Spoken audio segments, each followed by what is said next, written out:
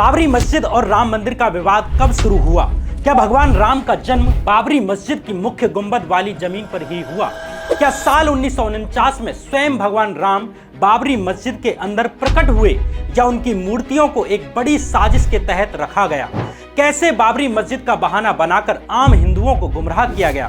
क्या है बाबरी मस्जिद, राम मंदिर, हनुमानगढ़ी और राम चबूतरा की पूरी कहानी जानेंगे आज के इस एपिसोड में। नमस्कार, मैं श्याम मीरा सिंह। 18वीं शताब्दी के दौर में भारत की छोटी बड़ी रियासतों को अंग्रेज जीतते जा रहे थे। इसी तरह अवध राज्य पर कहने को तो नवाब का राज था, लेकिन असल में अवध के शासन प्रशासन पर अंग्रेज अपनी मजबूत पकड़ बना चुके थे। दरअसल साल 1801 की संधि के बाद से ही अंग्रेजों ने अवध की उपजाऊ जमीन के पट्टे हासिल कर लिए थे, जिसकी एवज में अंग्रेज अवध के नवाब को एक स्टाइपेंड दिया करते थे, यानी किराया दिया करते थे। इस बीच लखनऊ, फैजाबाद और गोरखपुर में अंग्रेज अपनी छावनी बनाने में सफल हुए, लेकिन साल 1855 आते आते अयोध्या में सांप्रदायिक तनाव की स्थिति पैदा हो जाती है। एक पूजा स्थल को लेकर हिंदू और मुसलमानों के बीच विवाद होने लगता है। हिंदुओं का कहना था कि इस जगह पर मंदिर था, वहीं मुस्लिम पक्ष का कहना था कि यहाँ कभी मस्जिद हुआ करती थी, जिसे तोड़कर मंदिर बनाया गया। इंटरेस्टिंग बात यह है कि इस जगह को साल 1855 में मंदिर की जगह बताया जा रहा था। वो जगह बाबरी मस्जिद वाली जगह नहीं थी, जैसा कि आज दावा किया जाता है। सवाल यह है कि फिर हिंदू पक्ष द्वारा किस जगह को मंदिर की जगह बताया जा रहा था? इसका जवाब है हनुमानगढ़ी। उस जगह का नाम था हनुमानगढ़ी, जिसके लिए साल 1855 में हिंदुओं और मुसलमानों के बीच विवाद था कि इस जगह पर मंदिर था या मस्जिद थी। इसलिए आगे की कहानी को समझने से पहले हनुमानगढ़ी के बारे में बुनियादी बातें समझना जरूरी है। दरअसल 18वीं सदी की शुरुआत में रामानंदी संप्रदाय के एक साधु अभय राम दास का अयोध्या आना हुआ। अयोध्या रामानंदी संप्रदाय के लिए विशेष आस्था का केंद्र था। उस समय अयोध्या में एक छोटी सी पहाड़ी थी, जिसे हनुमान टीला के नाम से भी जाना जाता था। यहाँ पर एक पेड़ के नीचे हनुमान जी की प्रतिमा रखी हुई थी। कहते हैं कि बाबा अभय राम दास को सपना आया, जिसमें हनुमान जी ने उन्हें हनुमान टीला पर एक मंदिर बनाने का आदेश दिया। इससे पहले यहाँ पर बने हनुमान जी के छोटे से मंदिर पर शैव संप्रदाय के साधु पूजा अर्चना किया करते थे। शैव और रामानंदी संप्रदाय में जो अंतर है वह नाम से ही स्पष्ट है। शैव मतलब शिव की पूजा करने वाले और रामानंदी मतलब राम को पूजने वाले। एक दिन रामानंदी संप्रदाय के अभय राम दास ने निर्वाड़ी अखाड़े के अपने साथी साधुओं के साथ मिलकर हनुमान टीले पर हमला बोल दिया और इस पर कब्जा जमा लिया। इस तरह हनुमान टीले पर रामानंदी संप्रदाय के लोगों का नियंत्रण हो गया। अवध के उस समय के मुगल गवर्नर सादत खान ने भी इस जमीन का पट्टा अभय राम दास को ही दे दिया। आगे चलकर सादत खान के उत्तराधिकारियों जैसे कि शुजाउद्दौला और असफुद्दौला ने भी हनुमानगढ़ी मंदिर के लिए धन दिया और उसका खर्च चलाने के लिए कर मुक्त जमीनें दी। किलेनुमा बना यह मंदिर साल 1799 में बनकर तैयार हो गया। इस तरह हनुमानगढ़ी रामानंदी संप्रदाय के 3 प्रमुख अखाड़ों में से एक निर्वाड़ी अखाड़े की मुख्य गद्दी बन जाता है। तब से लेकर अगले कुछ वर्षों तक ये ऐसे ही चलता है, लेकिन सवाल यह है कि साल 1855 में ऐसा क्या होता है कि हनुमानगढ़ी का यह मंदिर हिंदू मुस्लिम विवाद का कारण बन जाता है। दरअसल उन दिनों अवध में एक मौलाना थे, गुलाम अली शाह। मौलाना शाह एक चरमपंथी मुस्लिम थे। हनुमानगढ़ी मंदिर बनने से पहले हनुमान टीले मंदिर के अलावा एक फकीर की मजार भी हुआ करती थी। अब मौलाना शाह ने प्रचार करना शुरू कर दिया कि जिस पहाड़ी पर हनुमानगढ़ी मंदिर बना हुआ है वहां किसी दौर में एक मस्जिद हुआ करती थी। मौलाना शाह ने अपने अनुयायियों से मस्जिद से बैरागियों का कब्जा छुड़वाने का आह्वान कर दिया। तारीख तय हुई 28 जुलाई 1855। अयोध्या में मौजूद अंग्रेज अधिकारी कैप्टन एपी अपनी 150 सैनिकों की टुकड़ी के साथ इस पूरे मामले पर नजर बनाए हुए थे। उन्होंने अवध में नियुक्त पॉलिटिकल एजेंट मेजर जनरल ऑट्रम को इस घटना का ब्यौरा भेजा। इस ब्यौरे के मुताबिक मौलाना शाह गुलाम अली के नेतृत्व में सुबह से लोग मस्जिद पर इकट्ठा होना शुरू हो गए। करीब 400 और 500 के बीच लोग रहे होंगे। उन्होंने दोपहर में जौहर की नमाज के बाद करीब 1 बजे 70 फीट ऊंचे हनुमानगढ़ी मंदिर पर हमला बोल दिया। दूसरी तरफ हनुमानगढ़ी पर बैरागियों, नागा साधुओं और स्थानीय श्रद्धालुओं की करीब 8000 की भीड़ मुस्लिम हमलावरों का इंतजार कर रही थी। लेकिन बैरागी साधुओं को देखकर शाह गुलाम अली के लोगों के पांव जल्दी ही उखड़ जाते हैं। उनमें से कई जान बचाने के लिए मस्जिद की तरफ भी भागते हैं। बैरागियों ने हमलावरों का पीछा भी किया। माना जाता है इस घटना में 70 से 80 मुस्लिम मारे गए। यहाँ ध्यान देने वाली बात यह है कि अब तक बाबरी मस्जिद के राम जन्मभूमि होने का कोई दावा हनुमानगढ़ी की तरफ से नहीं किया गया था। पहली बार यह दावा सामने आया 3 साल के बाद यानी 1858 में। इसके पीछे का कारण कहीं ना कहीं साल 1857 की क्रांति भी थी या गदर भी थी, जब 1855 की घटना में अंग्रेज फौज ने भी हनुमानगढ़ी के बैरागियों के प्रति नरम रवैया बरता तो बैरागियों ने अंग्रेजों का एहसान याद रखा। इसलिए जब 2 साल बाद देश के अलग अलग हिस्सों में 1857 की क्रांति बुलंद हुई तो अवध रियासत के कई बड़े जागीरदारों ने अवध के मुस्लिम नवाब के बजाय उसको साथ देने के अंग्रेजों का साथ देना ठीक समझा।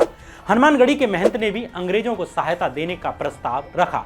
आगे अंग्रेजों ने भी इस प्रस्ताव को याद रखा और अयोध्या की ज्यादातर जमीन जो थी वो जो नजूल थी, मतलब कि सरकारी जमीन थी, अंग्रेजों ने बाबरी मस्जिद परिसर के एक कोने की जमीन रामानंदी संप्रदाय को सौंप दी। यहाँ एक चबूतरा बनाया गया जिसे राम चबूतरा के नाम से जाना गया। उस वक्त इस राम चबूतरा के बारे में कहा जाता था कि यहीं भगवान राम का जन्म स्थल है, यानी यहीं पर प्रभु राम का जन्म हुआ है। इस चबूतरे के रखरखाव की जिम्मेदारी निर्मोही अखाड़े को सौंप दी गई। अभी तक यहाँ बाबरी मस्जिद किसी भी सीन में नहीं थी। यहाँ तक कि कभी नहीं कहा गया कि बाबरी मस्जिद ही वो जगह थी जहाँ मंदिर हुआ करता था, ऐसा दावा कभी भी नहीं किया गया। तब राम चबूतरे को ही प्रभु राम का जन्मस्थल बताया जाता था। लेकिन आगे की कहानी को बताने से पहले मैं आपसे अब रिक्वेस्ट करता हूं कि अगर आपने इस चैनल को सब्सक्राइब नहीं किया है अभी तक तो चैनल को सब्सक्राइब कर दीजिए। आपके ऐसा करने से हमारा मनोबल बढ़ता है और इस प्रकार की वीडियो लाने में हमें मदद मिलती है। अब आगे की कहानी।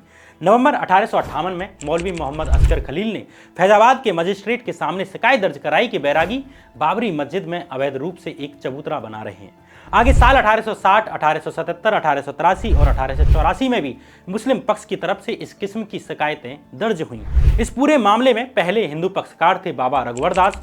बाबा रघुवर दास खुद को श्री राम जन्म स्थान का महंत कहते थे। उन्होंने साल 1885 में राम चबूतरे पर मंदिर बनवाने की अनुमति लेने के लिए अदालत में अर्जी डाली। जज पंडित हरिकिशन ने इस मामले की सुनवाई करते हुए यथा स्थिति बरकरार रखने का आदेश दिया। अपने आदेश में उन्होंने लिखा कि मंदिर बनवाने से सांप्रदायिक तनाव की स्थिति पैदा हो सकती है, हजारों की जानें जा सकती हैं। लेकिन बाबा रघुवर दास नहीं माने।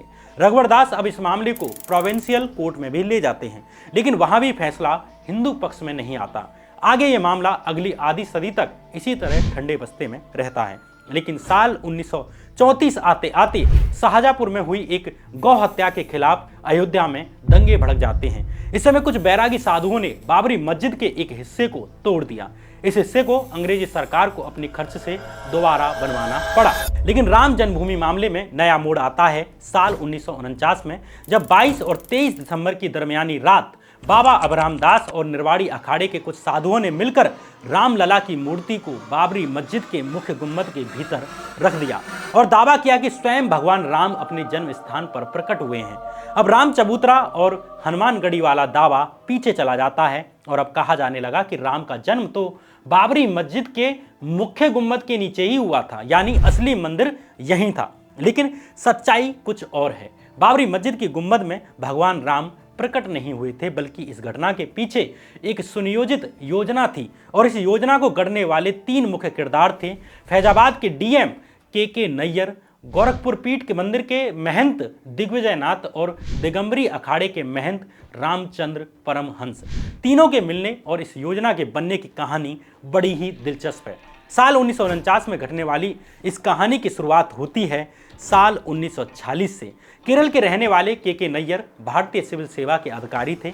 1940 में उनकी पोस्टिंग हुई तब के यूनाइटेड प्रोविंस और आज के उत्तर प्रदेश के गोंडा जिले में।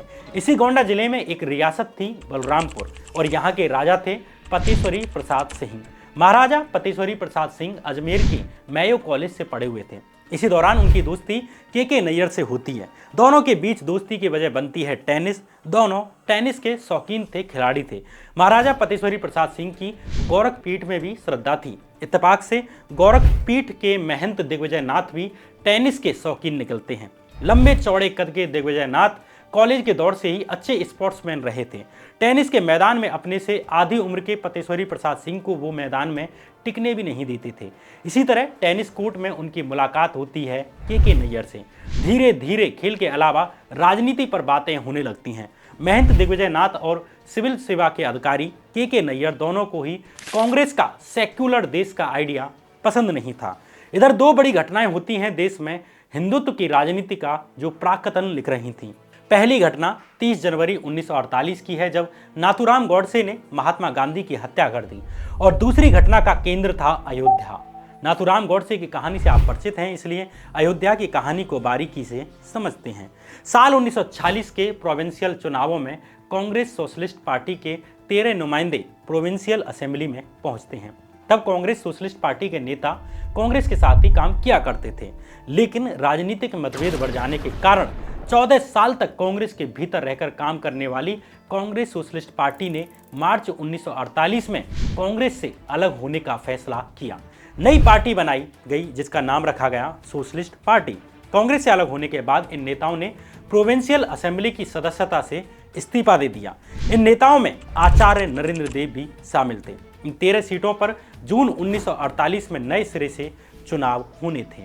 आचार्य नरेंद्र देव सोशलिस्ट पार्टी की टिकट पर फैजाबाद की सीट से मैदान में उतरते हैं। फैजाबाद यानी अयोध्या वाला क्षेत्र।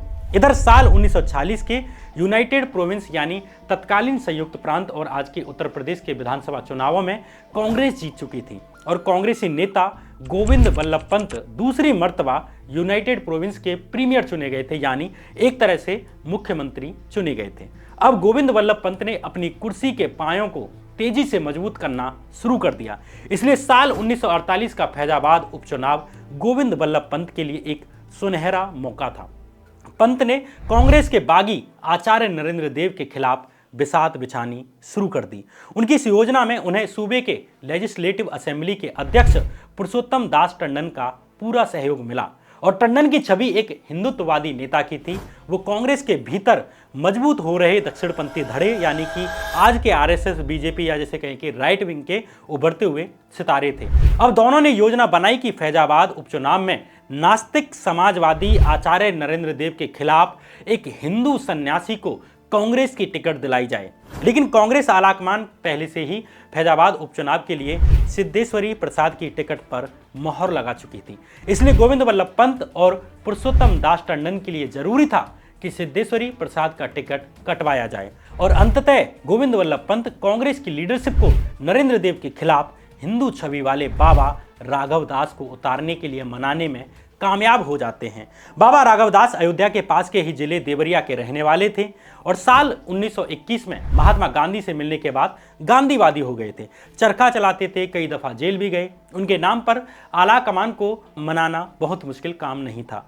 धीरेन्द्र के झा और कृष्णा झा अपनी किताब अयोध्या द डार्क नाइट में लिखते हैं कि बाबा राघव दास को टिकट दिया जाना एक चालाकी भरा पैतरा था। इसके जरिए आने वाले चुनाव में हिंदुओं की धार्मिक भावनाओं का राजनीतिक फायदा उठाने की कोशिश की जा रही थी। यह निर्णय कांग्रेस की राजनीति का टर्निंग पॉइंट था। चुनाव प्रचार शुरू हुआ। कांग्रेसी सीएम गोविंद वल्लभ पंत ने सबसे पहले मंदिरों के महंतों और बैरागियों से मुलाकातें की ताकि राघव दास के समर्थन में माहौल बनाया जा सके। और देखते ही देखते पंत ने फैजाबाद उपचुनाव को एक सन्यासी बनाम एक नास्तिक की लड़ाई में तब्दील कर दिया। नेशनल हेराल्ड अखबार में इस चुनाव की कवरेज कुछ इस तरह से हुई। प्रीमियर पंत ने कहा कि मुस्लिम जमींदार और दूसरे निहित स्वार्थ वाले लोग कांग्रेस को कमजोर करने में लगे हुए हैं। उन्होंने कहा कि सोशलिस्ट लोग हिंदुस्तानी जबान को भारत की आधिकारिक भाषा बनाना चाहते हैं, जिसे नागरी और उर्दू दोनों में लिखा जाए, लेकिन कांग्रेस ने पहले से ही अपना समर्थन हिंदी को दिया हुआ है। हमने राजकाज में पहले से ही हिंदी का उपयोग शुरू कर दिया है। अब लोगों को तय करना है कि वे किस तरफ खड़े हैं। उस वक्त के सबसे बड़े सूबे के सबसे बड़े नेता यानी संयुक्त प्रांत के प्रीमियर गोविंद वल्लभ पंत का यह बयान अपने आप में साक्ष्य है कि कांग्रेसी नेता ने फैजाबाद उपचुनाव को हिंदू मुस्लिम का मुद्दा बना दिया ताकि अपने ही बागी आचार्य नरेंद्र देव को हराया जा सके। फैजाबाद उपचुनाव में हिंदुओं को लामबंद करने का कोई मौका नहीं छोड़ा गया। बाबा राघव दास अपने चुनाव प्रचार की सभा में तुलसी की पत्तियां बंटवाते और अपने भाषणों में वो ये बताना नहीं भूलते कि वो और प्रीमियर गोविंद वल्लभ पंत यानी कांग्रेसी नेता समर्पित हिंदू ब्राह्मण हैं। 28 जून 1948 के दिन उपचुनाव के लिए वोट डाले जाते हैं और अगले दिन नतीजे भी आ जाते हैं। सोशलिस्ट नेता और कांग्रेस के बागी आचार्य नरेंद्र देव 4080 वोट ही हासिल कर पाए, जबकि उनके विरोधी और कांग्रेसी उम्मीदवार बाबा राघव दास को 5392 वोट हासिल होते हैं। पंत की बिछाई बिसात पर आचार्य नरेंद्र देव हार जाते हैं, लेकिन इस चुनाव ने कांग्रेस की दिशा बदल दी। यह पहली बार था जब स्वतंत्रता संग्राम से निकली कांग्रेस पार्टी ने चुनाव जीतने के लिए धर्म का इस्तेमाल किया था। यह संविधान सभा में की गई नेहरू की उस मशहूर तकरीर के 3 महीने के भीतर ही हो रहा था, जिसमें उन्होंने कहा था कि सांप्रदायिकता के तौर पर मजहब और सियासत का गठजोड़ सबसे खतरनाक चीज है। यह सबसे असामान्य और अवैध किस्म की नस्ल पैदा करेगा। और सबसे बड़ी बात यह कि यह गांधी की हत्या के कुछ महीने के भीतर ही हो रहा था। आगे 22 और 23 दिसंबर 1949 की रात बाबरी मस्जिद के गुंबद में घुसकर राम मूर्तियां रखने की जो घटना होने जा रही थी, वो फैजाबाद उपचुनाव ने उसकी जमीन तैयार कर दी थी। इसे थोड़ा और समझते हैं। महात्मा गांधी की हत्या के बाद सावरकर और गॉडसे वाली हिंदू महासभा की गतिविधियों पर रोक लगा दी गई थी। इसी बीच 1 जून 1949 को के नैयर को फैजाबाद का डीएम बनाया गया। जुलाई 1949 में हिंदू महासभा से बैन हटा लिया जाता है, जिससे हिंदू महासभा फिर से अपनी राजनीतिक गतिविधि में लग जाती है। यहाँ आता है इस कहानी का तीसरा किरदार। दिगंबरी अखाड़े के महंत रामचंद्र दास हिंदू महासभा के सक्रिय सदस्य थे और अयोध्या इकाई के अध्यक्ष थे। 1951 में देश के पहले आम चुनाव होने थे। हिंदू महासभा मंदिर आंदोलन के राजनीतिक महत्व को जानती थी और योजना बनी कि काशी, मथुरा और अयोध्या में मंदिर आंदोलन शुरू किया जाएगा। इसके तहत अयोध्या में अखिल भारतीय रामायण सभा का गठन किया जाएगा। इस सभा का मुख्य काम जगह जगह जाकर रामचरितमानस का पाठ करना था। महंत रामचंद्र दास ने अपने एक पुराने साथी बैरागी अभिराम दास को इस संगठन का संगठन सचिव बनाया। आगे जाकर अभिराम दास की एक कार्रवाई इस देश की राजनीति का व्याकरण बदल देती है। वो कार्रवाई क्या थी, ये आगे आपको पता चल जाएगा।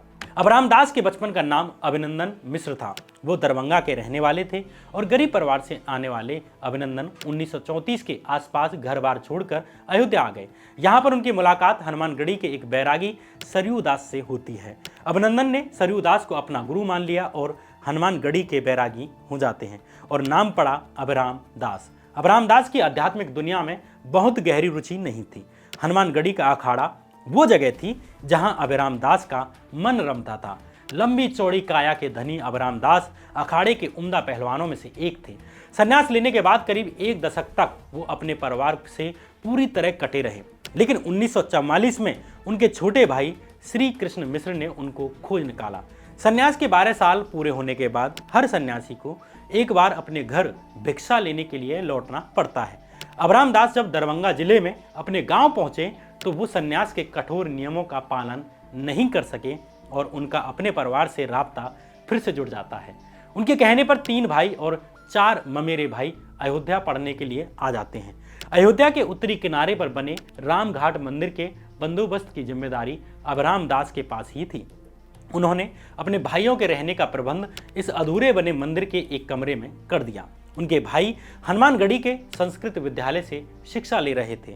अब उस घड़ी का वक्त आ जाता है जिसने इस देश की पूरी राजनीति बदल दी, जिसकी नींव पर आगे चलकर पूरा राम मंदिर आंदोलन खड़ा होता है। 22 दिसंबर 1949 रात के 10 बज रहे थे। अभिराम दास रामघाट स्थित मंदिर पहुंचे। योजना के मुताबिक उन्हें अभी यहां नहीं होना था, लेकिन कुछ भी योजना के अनुसार नहीं जा रहा था। योजना के मुताबिक अभिराम दास और दिगंबरी अखाड़े के महंत रामचंद्र परमहंस को 16वीं शताब्दी में बनी बाबरी मस्जिद में एक साथ घुसना था, लेकिन ऐन मौके पर महंत रामचंद्र दास गायब हो जाते हैं। इसकी एक व्याख्या ये भी हो सकती है कि वो अभिराम दास को बताए बिना ही कलकत्ता में होने जा रहे हिंदू महासभा के अधिवेशन में भाग लेने के लिए चले गए हों।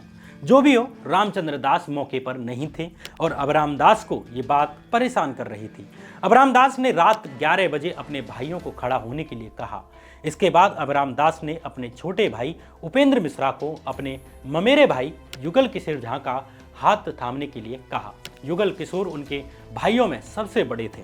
अभिराम ने सबके सामने कहा कि अगर मैं कल सुबह तक वापस नहीं लौटता हूं तो मेरे बाद मंदिर और तुम लोगों की देखभाल करने की जिम्मेदारी युगल किशोर की होगी। इसके बाद वो कमरे से तेजी से बाहर निकल जाते हैं। उनके 2 भाई युगल किशोर और इंदु शेखर झा उनके पीछे पीछे चलने लगते हैं। दोनों को अंदाजा नहीं था कि आगे क्या होने जा रहा है। अभिराम दास 10 मिनट में पैदल चलते हुए राम चबूतरे तक पहुंच जाते हैं। कुछ ही देर में वहां हनुमानगढ़ी के एक और बैरागी वृंदावन दास पहुंचते हैं। इनके हाथ में रामलला की छोटी सी मूर्ति थी। निर्मोही अखाड़े के अबराम दास ने इस मूर्ति को अपने हाथों में पकड़ लिया और आगे बढ़ जाते हैं। अब उनके सामने भीतरी पर्दे की एक दीवार बची थी। सारी उम्र अखाड़े में देह को मांझने वाले अबराम दास के लिए ये कोई मुश्किल भरा काम नहीं था। अबराम दास दीवार फांदकर मस्जिद के भीतर पहुंच जाते हैं और उन्होंने वहां पर रामलला की मूर्तियां रख दी। अगले दिन इस घटना ने भारत की राजनीति में भूचाल ला दिया। इस घटना के बारे में कहा जाने लगा कि स्वयं भगवान श्री रामलला का प्रकटोत्सव हुआ है। स्वयं भगवान अपने जन्म स्थान पर प्रकट हुए हैं। इस अफवाह के दम पर कुछ लोगों ने यह प्रचारित करना शुरू कर दिया कि बाबरी मस्जिद ही वो जगह है जहां राम प्रकट हुए। इससे पहले कभी भी बाबरी मस्जिद का जिक्र राम मंदिर जन्म स्थान के रूप में नहीं किया जाता था। न्यूज 18 समाचार को दिए बयान में राम जन्मभूमि समिति के अध्यक्ष अच्युत शंकर शुक्ला बताते हैं कि 1949 में पौष शुक्ल की तृतीया को भगवान राम प्रकट हुए थे। आगे इस दिन को प्रकटोत्सव दिवस के रूप में मनाया जाने लगा। इस घटना के तत्काल बाद निर्मोही अखाड़े के अबराम दास, जिन्हें अभय राम दास भी कहा जाता था, उनके खिलाफ एक FIR रजिस्टर कर ली जाती है। अभय राम के साथ सिद्धेश्वर राव और शिवचरण दास समेत 60 अन्य लोगों के खिलाफ भी FIR दर्ज की गई। तत्कालीन पुलिस अधिकारी राम दुबे ने FIR को इस तरह रजिस्टर किया। मैं सुबह 7 बजे जन्मभूमि पहुंचा। मुझे कांस्टेबल माता प्रसाद से पता चला कि करीब 50-60 लोग मस्जिद का ताला तोड़कर और दीवार फांदकर मस्जिद में घुस गए, जहां उन्होंने रामलला की मूर्तियों को स्थापित किया और गेरुआ रंग से दीवारों पर श्री राम लिख दिया। उस वक्त मौजूद कांस्टेबल हंसराज ने उन्हें ऐसा करने से मना किया, लेकिन वे नहीं माने। हालांकि आंदोलन समर्थकों ने यह दावा किया कि रामलला खुद यहां प्रकट हुए। इंडियन एक्सप्रेस की एक रिपोर्ट के अनुसार विश्व हिंदू परिषद के नेता BL शर्मा कथित तौर पर दावा करते हैं कि जिस वक्त बाबरी मस्जिद के डोम में रामलला की मूर्ति प्रकट हुई, उस वक्त वे वहां पर मौजूद थे। BL प्रसाद कहते हैं कि सुबह करीब 3 बजे बाबरी मस्जिद के अंदर से लाइट आ रही थी और ये लाइट रामलला की मूर्ति से आ रही थी। ये वही BL शर्मा थे जो आगे चलकर दिल्ली से भाजपा की तरफ से 2 बार सांसद बनते हैं।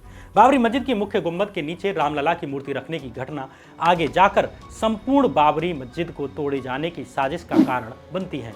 आम हिंदुओं में यह संदेश गया कि भगवान राम का जन्म बाबरी मस्जिद की गुंबद के नीचे वाली जगह पर ही हुआ है, जबकि इस घटना से पहले राम चबूतरा को प्रभु राम का जन्म स्थान माना जाया करता था। साल 1992 में बाबरी मस्जिद ढहाए जाने की घटना के बाद बैठी इंक्वायरी यानी द लिब्रेहन कमीशन ने अपनी रिपोर्ट में 1948 की घटना को एक बड़ी साजिश का परिणाम बताया। द लिब्रेहन कमीशन रिपोर्ट ने आगे कहा कि रामलला की मूर्ति के प्रकट होने की घटना एक बड़ी साजिश का हिस्सा मालूम पड़ती है, जिसमें लोकल प्रशासन भी शामिल था। ये रिपोर्ट इस साजिश में मुख्य भूमिका निभाने के लिए खासकर गोंडा जिले के DM KK नैयर की तरफ इशारा करती है। इस घटना ने आम हिंदुओं की भावनाओं को और अधिक इस्तेमाल करने के लिए रास्ता खोल दिया। आज भी आम भोले वाले हिंदुओं के एक बड़े हिस्से को लगता है कि राम बाबरी मस्जिद में ही प्रकट हुए थे, लेकिन असली कहानी कुछ और है। इस देश के लोग बड़े निर्दोष और धार्मिक प्रवृत्ति के हैं। उन्हें अपनी जान से अधिक भगवान प्यारे हैं, भगवान राम प्यारे हैं। भगवान की आड़ में सदियों से इन निर्दोष लोगों को ठगा गया और आज भी ठगा जा रहा है। एक पूरा देश ही इस बात में लग गया कि मंदिर यहाँ था, मस्जिद यहाँ थी, मूर्ति यहाँ प्रकट हुई थी, यहाँ जन्म हुआ था, यहाँ नहीं हुआ था। इस देश को अपनी गरीबी से लड़ना था, अस्पतालों के लिए लड़ना था और शिक्षा के लिए लड़ना था। वो देश पिछले दशकों से मंदिर मस्जिद से बाहर नहीं आ पा रहा है। पिछले 40 साल से भारत के लोग आराम नहीं कर पा रहे हैं। हमारी इस मानसिक थकान पर ही कुछ खास पार्टियों के लोग राजनीतिक फसल काट रहे हैं, जिसका न राम से मतलब है न इंसान से। बहरहाल ये कहानी यहीं खत्म होती है। आपको ये वीडियो कैसी लगी कमेंट करके हमें ज़रूर बताएं। अगर आप ये वीडियो शेयर करेंगे तो हम इसे अपने पर्सनल सपोर्ट की तरह लेंगे। तब तक के लिए बने रहिए इस चैनल पर। नमस्कार।